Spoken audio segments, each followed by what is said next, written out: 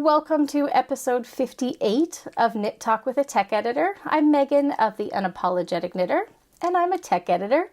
Today is a conversation that I've had a few people ask me about that I have admittedly been avoiding a little bit, but I think I have had just most recently had another request for it, so it's time for me to stop shying away from the topic and just talk to you about it. Today we are going to talk a little bit about different garment styles and how they may work on different body types.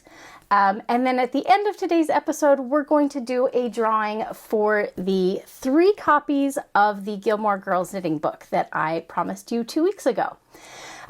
So let's dive into today's topic, and I want to start this out a little bit how I ended last video. I don't feel wildly comfortable talking about this because I think everybody has their own body and feels their own way about the body that they're in and the clothes that they choose to put on it. So I think before I jump into any of this, I just really want to say that this is my opinion based on me looking at a lot of different bodies in different types of garments, and has nothing to do with how I think you should approach garments or what you want to put on your body. I'm simply trying to share information to help you make perhaps more educated decisions about how to approach the type of garment that you like and how to perhaps modify it to fit your frame the way that you feel best in it. I know that's a lot of waffling, but I don't think that me, Megan, as an individual, has any business telling you what to wear. And what I like to wear and what I like to knit could be completely different from what you like to wear and what you like to knit. So there's my caveat. Agree or disagree. I respect your decisions no matter what you do. But let's dive into some things that I have observed and know about garment construction that may help you make better decisions for yourself. So as I sat down to put the 4 elements of this this episode together, specifically I'm talking garments. We're going to talk about drop shoulder, raglan, circular yoke, and set-in sleeve style garments. I wasn't quite sure how to approach this, whether I start out by talking about broad shoulders versus narrow shoulders, ease of knitting versus ease of modifications. And I kept going back and forth on how best to approach this and came up with the idea to simply talk about my comfort zone and where I like to approach my knitting from, and then talk about how that can relate to different body styles. So I'm going to start out with a semi-unpopular opinion, and I say that only based on emails and comments that I have seen on a wide array of clients' patterns. My favorite garment to knit is a drop shoulder style garment. It's actually also my favorite garment to wear that I have knit. And I say it's unpopular because I do get a lot of feedback or see a lot of feedback from people saying, I absolutely hate this style of garment. And that is okay. You don't have to love it to let me help you understand how to use it on your body. So let me just say I love it to knit because it's easy. It is, for most cases, it's a pretty blank palette in terms of what you want to do with it. I think it suits body types with narrow shoulders to broad shoulders, big hips, big bellies, big chests to little bellies and little chests. I think little belly sounds like a strange way to say it, but I think you know what I mean. I think it fits a wide range of bodies very well. If you don't share that opinion, that is totally okay. I just want to talk to you about how to relate it to your body style and what you like to wear. Okay, I'm going to try to stop waffling about that. But I think one of the reasons that it's really popular is, as I mentioned, it's a blank palette. It works on all body types, all genders, all frames. So the reason I think of it as a blank palette is because it's the least shaped garment available. We often start from the bottom up, so you're knitting in the round, and the body largely, not in every case, but in most cases, is the finished size based on the wearer's chest circumference.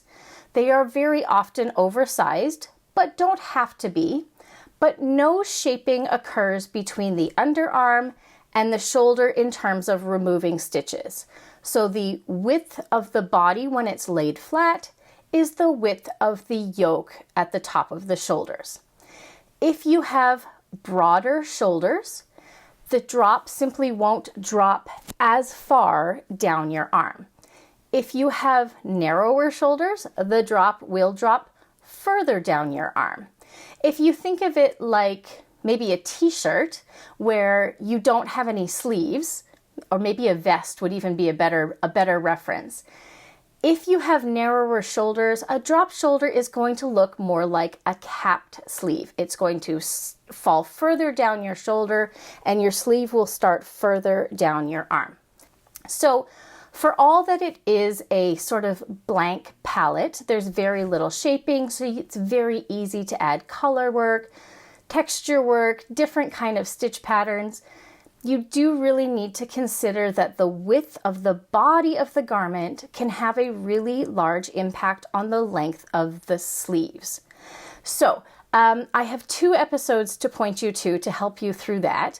Episode 3 of this podcast is an episode where I talk about how to modify not only the sleeve circumference on a drop shoulder style garment, but also the length of the sleeve and how to adapt this rate of shaping down the length of your sleeve so you still achieve the target circumference at your cuff over a longer or shorter length of sleeve based on your body type. The other episode I would like to point you to is episode 22 of this podcast, where I talk specifically about the relationship between the width of your garment and the arm span that you have. So very often designers, and I'm one of those designers, will design a sleeve length to be one length across all body sizes.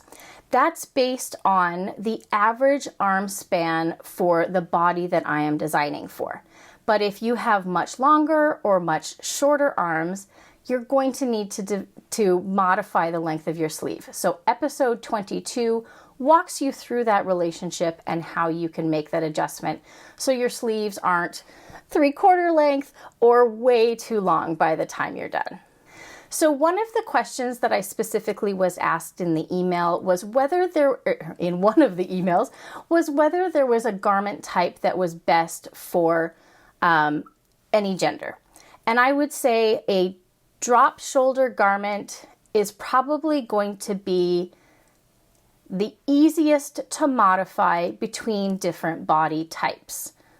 If you are someone that does not have a particularly large chest, or you don't have breasts, but you have very large upper arms or really long arms, it's going to be the easiest to modify.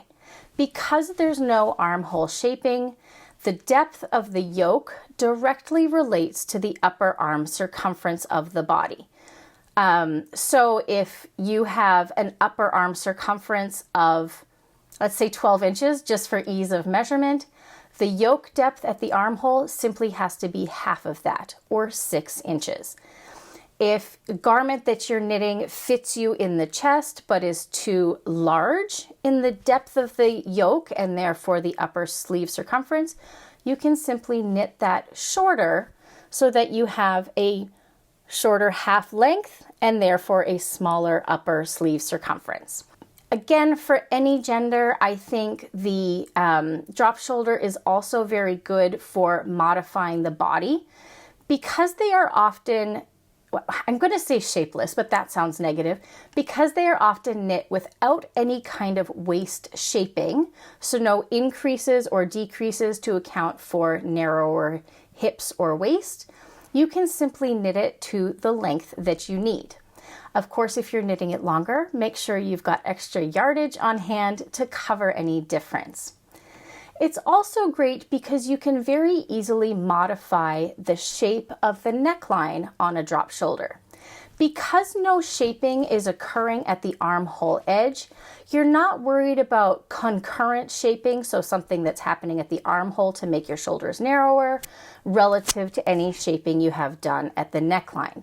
You can simply decide how deep you want your neckline to be and work that shaping relative to either the top of the shoulder or any short rows that you add to the shoulder. And that's kind of it. So if you want it to be a boat neck, for example, you simply knit the shoulders and bind off straight across the top edge and you've got a boat neck. If you want it to be a crew neck, you work the crew neck shaping, so binding off in the center and then working some decreases at each edge to make the neckline the depth and shape that you want it to be. So that's what I mean about it being a blank palette. And basically why I think it works on the widest range of body types. I think that's it. That's all I can say about it. I guess the other thing to say about it is I just think they're the most enjoyable to knit. They're very easy for me. There's not a lot of thinking, especially because I'm a big fan of like garter stitch or stockinette stitch. I don't tend to knit things that are really fussy. If you are working with a design that you need to adjust that has a lot more complex color work or textural work, you'll need to look at, especially if you're doing things like removing depth of a yoke, is what those vertical repeats are and whether you need to omit a specific number of rows to achieve that repeat while you achieve your target yoke depth. I hope that's clear, but if you have questions about that or need clarification, please leave a comment below and I will do my best to clarify that for you. So at the top of this episode, I sort of indicated I was going to work from my favorite to my least favorite method of construction. But I think as I'm recording this, I'm realizing that there's probably a slightly better approach. So we have just talked about the drop shoulder, where we talk about broad versus narrow shoulders and how a drop shoulder is fairly easy to modify for that. So instead of talking about my next favorite method of construction, I'm actually going to talk to you about my least favorite method of construction, but the next easiest in terms of adjusting for shoulder width. This whole episode is not meant to be talking about specifically shoulder width, but it is one of the things that has come up the most in the emails where people have asked about adapting garments for body types. But I think it's also something that doesn't get addressed very often.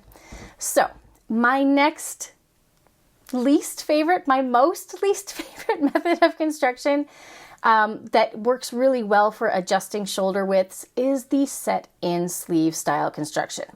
Now, before you send me hate mail, I say it's my least favorite method of construction because to me it is the fussiest. I have knit set-in sleeve shoulders both for myself, set-in sleeve garments, there we go, for both myself and for my husband, both of which I have designed, and they have worked out beautifully. They fit nicely because they are tailored to my shoulder width and my upper sleeve circumference, the same for my husband. But I just find them fussy. And if there's anything I think I have beat you over the head with over all of these episodes is I don't like fussy knitting. I just want something I can put in my lap and work on while I'm watching movies or TV or whatever. So they are excellent for tailoring a garment. So much like a drop shoulder style garment, where if you have, say, a 40-inch circumference and you lay it flat, the width of the garment is half that dimension, so 20 inches. Your shoulder width on a drop shoulder is also 20 inches because you're not doing any decreasing for the shoulder. On a set-in sleeve style garment, the same is true of the body. When you lay it flat, the width of the garment is half of the total circumference. So for ease of the example, I will say you're knitting a 40-inch circumference sweater.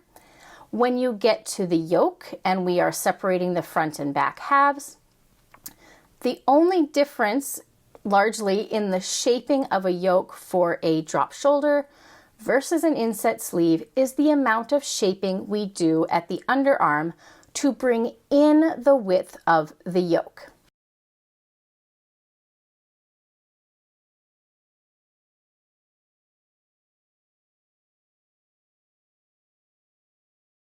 So let's say you are knitting your 40-inch circumference sweater, and when you get to the yoke and you split it half and half so you start to work flat, the front half of your yoke is 20 inches and the back half of your yoke is 20 inches. To begin the shaping, we often bind off a number of stitches at the underarm, and that can range based on who your designer is. And then we work decreases to create a bit of a half U shape. So you'll have a flat bind off at the bottom, and then the armhole curves upward and eventually does go vertical. So what we're doing is taking the difference between the full width of the garment at the underarm and taking out stitches so that we reach a target width at our shoulders. Let's say you've got that 20-inch front yoke and your shoulders are 14 inches wide, say from the top shoulder points that you want to work to. If that's 14 inches and your yoke starts at 20 inches, you're going to remove 6 inches total from the width of your yoke, or 3 inches from each side. When I say that this is the next easiest to modify, I simply mean that you can adjust how much width you remove simply by omitting or adding additional decrease rows. Beg your pardon, you're working flat at that point, so it'll be rows. So if you take that same 20-inch yoke width and your shoulders are 16 inches instead of 14 inches, you will omit some decrease rows so that you end up with a total width of 16 inches, or you basically are subtracting 2 inches at each side of the yoke. If your shoulders are narrower, say they're 13 inches instead of 14 inches, you're going to subtract 3.5 inches total from each side instead of 3 inches. So in terms of tailoring the width of the shoulder, it is the next easiest in line. However, there are two big things that you need to take into consideration when you are adjusting the armhole edge. The first is, unlike a drop shoulder, no, I guess it is like a drop shoulder. So a drop shoulder, I mentioned earlier, the depth of the armhole directly relates to the upper sleeve circumference of your sleeve. On a set-in style sleeve, that relationship does not hold true. So if you subtract an inch, let's say, from the depth of your armhole, you will also need to subtract that 1 inch of depth from the sleeve cap of the sleeve if you're knitting it separately.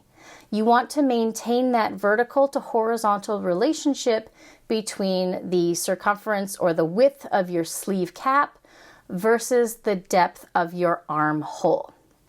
So, just to reiterate that more simply, if you have, say, an 8-inch yoke depth from where you bind off at the underarm to the top of your shoulder, and you decide you want that inch or that depth to be 7 inches, so you take off 1 inch of length, make sure you take off that same 1 inch of length from your sleeve cap when you're knitting your sleeve, assuming you are knitting it separately. If you are working an in the round set-in sleeve style, which was made popular by Blue Bee Studios, I believe. I will make sure I link to their book below because it's an exceptional resource. You don't have to worry about that 1 inch depth. It's constructed completely differently. Okay, now the second thing that you need to take into consideration when you are making adjustments to a set-in sleeve. I mentioned that you will bind off a number of stitches at the bottom of your underarm and then work decreases up to your target width. If you are omitting any number of stitches to make up for having, say, a wider set of shoulders, you need to make sure that the number of stitches that you start out by binding off on the body, on the yoke, is the same number of stitches you bind off at the bottom of your sleeve cap. Those two sets of stitches, if you think of how do I show this? If you think of the body as being here and the sleeve eventually being here when you seam them at the underarm, these need to be the same number of stitches. You need them to line up so that you can sew them together without any weird holes. I hope that makes sense. Once again, if you have questions about that, please leave a comment below and I'll do my best to clarify that so that you can sort of make those modifications as simply as possible. Also, to reiterate what I just said about knitting a set-in sleeve in the round using the Blue Bee Studios method, you won't have to worry about that number of stitches differing. You can make your modifications how you would like in that case. Okay, so now let's talk about the last two styles of garment, and I'm kind of going to lump them together only under the header of the most challenging to adjust for shoulder widths. So a Raglan style sweater, whether it's knit from the bottom up or the top down, has a pretty specific shaping to the yoke.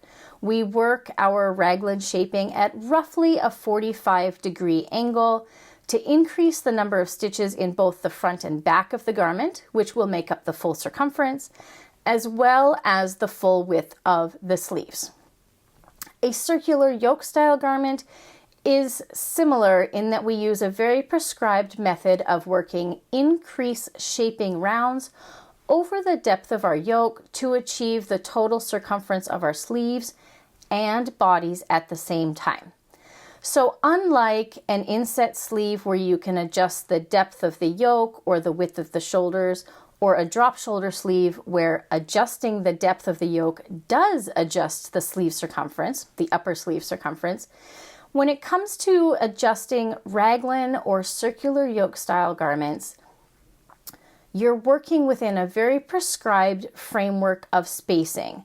Not only are we worried about the vertical depth of the yoke and making sure that it doesn't end up too long or too short, but we're worried about the number of stitches we increase per increase round to make sure we achieve our target circumference before we separate the sleeves and the body. So let's divide this out into two little pieces here. So for a Raglan, typically we increase one stitch on each side of a Raglan column every other round.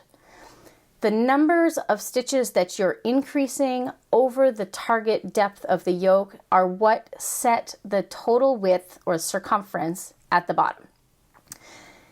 If you need to increase your shaping, it is most often done at the bottom of the yoke where you will work increases either every round instead of every other round, or you will work two increases every other round.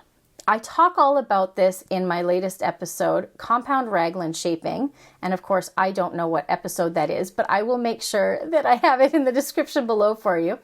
So you can use compound shaping to change the rate of shaping to achieve either a larger number of stitches over the same vertical depth, or if you have broader shoulders, you can use compound Raglan shaping at the top of your yoke to make your front and back of your sweater wider, faster, while you still achieve the same number of stitches. I'm not going to go into the specific details of that in this episode.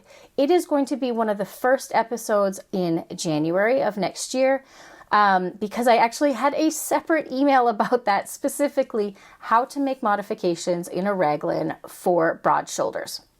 So we won't go into that detail here, other than to say that it is more complex to adjust a Raglan or a circular yoke because you're very often working within detailed parameters in terms of shaping. As far as Raglans and narrower shoulders, there's not a whole lot you can do there, but I do find, based on how I look at, or based on, looking at bodies in sweaters, specifically mine, because I do have fairly narrow shoulders, I do find that a Raglan fits a narrow shoulder very nicely. I don't know if it's just the ratio of our shoulders to that 45-degree angle, but it doesn't seem to require a lot of modification for going narrower, if any, to be perfectly honest.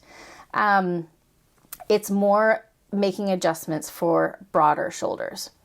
So all that to say, Raglan can be more complex, but I think it fits all body types really well if you know how to adjust the shaping in the right place.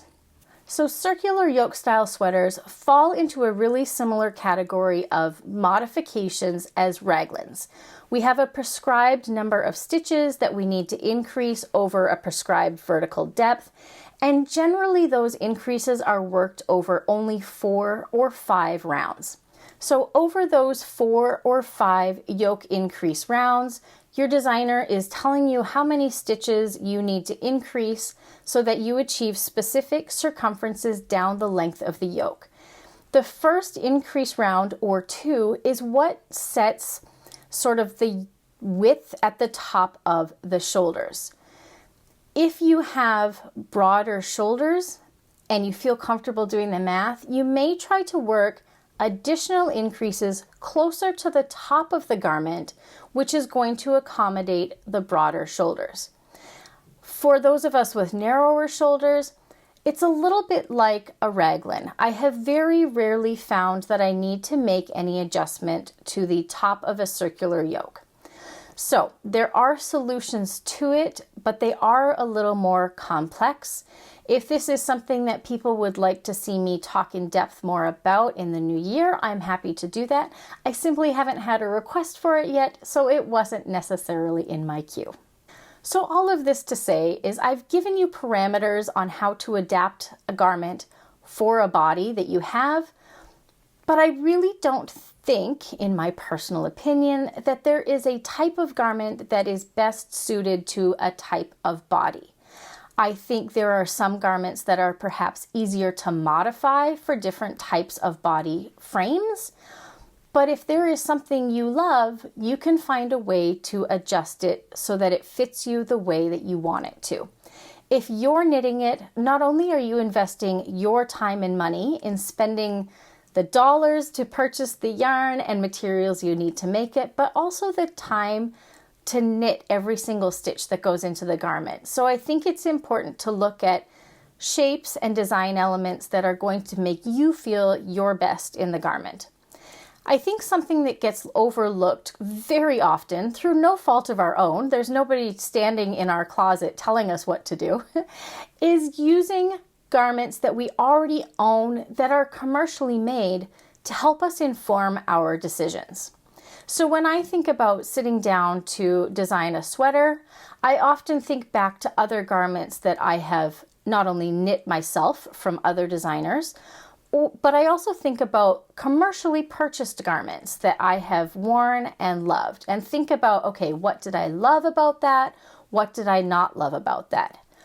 I also think measuring garments that you have that you like the fit of can tell you a lot about what you need in a particular garment. When designers create patterns, we use universal averages for body styles. That means if we are designing a garment for a 40-inch chest, we are going to design that garment relative to a specific neck circumference, a specific arm circumference, a specific hip circumference, based on universal averages. There is no universal average body, so you need to be able to adjust the pattern for you. Just because you're knitting a 40-inch circumference garment and the pattern tells you that your yoke depth has to be 8 inches, may not be best for you. You may need 9 inches, you may need 6.5 inches.